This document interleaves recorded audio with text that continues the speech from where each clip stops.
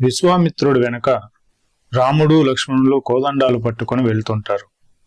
వాళ్ళు అలా సరయూ నదీ తీర ప్రాంతంలో ప్రయాణిస్తూ చీకటి పడడంతో అక్కడే ఒక ప్రాంతంలో విశ్రమిస్తారు.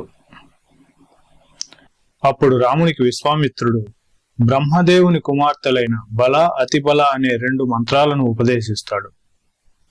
ఈ 2 విద్యల వల్ల ఆకలి వేయదు, దప్పిక కలగదు. నువ్వు నిద్రపోతున్నప్పుడు కాని మెలకువలో ఉన్నప్పుడు కాని రాక్షసులు నిన్ను ఏమీ చేయలేరు. దీనితో పాటు నీకు సమయస్ఫూర్తి, జ్ఞాపక శక్తి, బుద్ధి ప్రకాశిస్తాయి అని చెప్పి ఆ మంత్రాలని ఉపదేశిస్తాడు. తర్వాత రాముడు ఆ మంత్రాలని లక్ష్మణునికి కూడా ఉపదేశిస్తాడు. దర్భగడ్డి పరిచి దాని మీద ఇద్దరిని పడుకోబెడతాడు. ఇద్దరూ హాయిగా పడుకుంటారు. మరునాడు తెల్లవారగానే విశ్వామిత్రుడు లేచి సంధ్యావందనాది కార్యక్రమాలు ముగించుకొని వచ్చి రామలక్ష్మణులను చూస్తాడు. వాళ్ళు నిద్రపోతూ కనిపిస్తారు. ఆహా, ఏమి అదృష్టం అనుకుని కౌసల్య సుప్రజా రామ పూర్వా సంధ్యా ప్రవర్తతే ఉత్తిష్ట నరశార్ధూల కర్తవ్యం దైవమాహ్నికం అని మంత్రాన్ని పఠిస్తాడు. కౌసల్య కుమారుడైన రామ, తూర్పు దిక్కున సూర్యుడు ఉదయిస్తున్నాడు కనుక నువ్వు నిద్రలేచి పూర్వ సంధ్యావందనం చెయ్యాలి. రాక్షసులను సంహరించే నువ్వు నరులలో శార్దూలం వంటి వాడివి.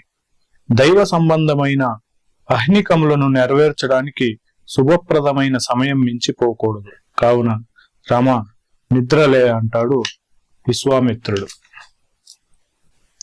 రామలక్ష్మణులిద్దరూ నిద్రలేచి చేయవలసిన కార్యక్రమాలు పూర్తి చేసుకుని మళ్ళీ బయలుదేరుతారు.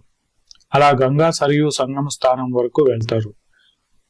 అక్కడ ఒక ఆశ్రమాన్ని చూసి అది ఎవరిదని రాముడు అడుగుతాడు విశ్వామిత్రుడిని. దానికి విశ్వామిత్రుడు ఇలా చెబుతాడు.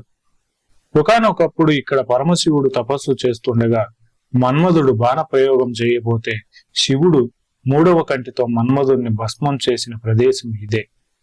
మన్మధుడి అంగములన్నీ కాలి బూడిదైన ఈ ప్రాంతాన్ని అంగదేశం అని పిలుస్తారు.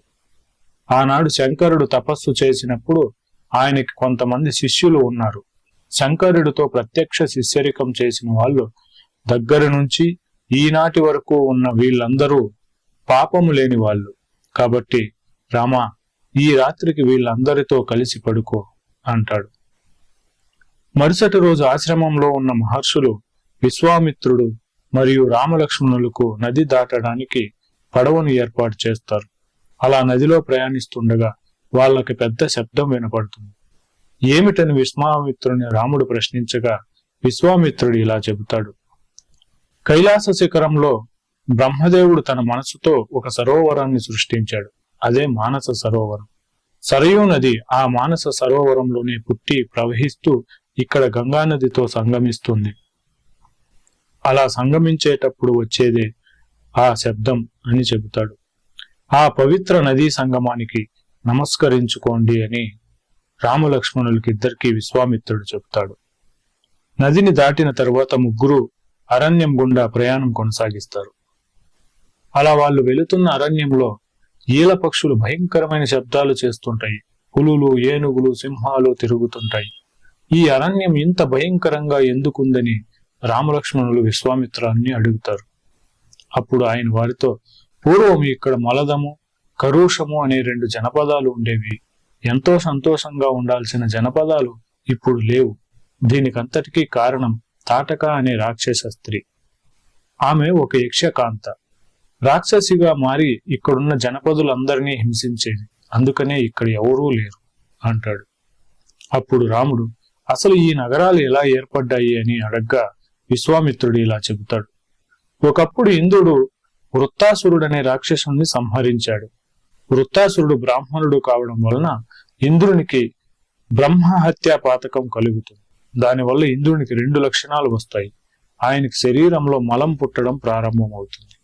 అలాగే ఆకలి కూడా కలుగుతుంది. అందుకు ఆయన ఋషులను ఆశ్రయిస్తే వాళ్ళు 2 లక్షణాలను తొలగించారు, కానీ ఆ 2 భూమి మీద పడ్డాయి. అవి పడ్డ ప్రదేశాలను మలదము, కరుషము అను 2 జనపదాలుగా వర్ధిల్లుతాయని ఇక్కడ ప్రజలు సుఖ సంతోషాలతో ఆనందంగా ఉంటారని ఇంద్రుడు వరమిస్తాడు. అలాగే పూర్వకాలంలో సుకేతు అనే యక్షుడికి పిల్లలు లేకపోతే బ్రహ్మ గూర్చి తపస్సు చేస్తాడు. బ్రహ్మదేవుడు ప్రత్యక్షమై, నేను నీకు కొడుకులను ఇవ్వను, కానీ ఒక కూతురిని ఇస్తాను.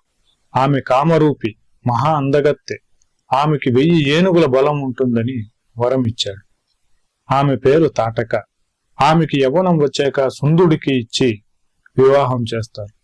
వాళ్ళకి మారీచుడు జన్మించాడు.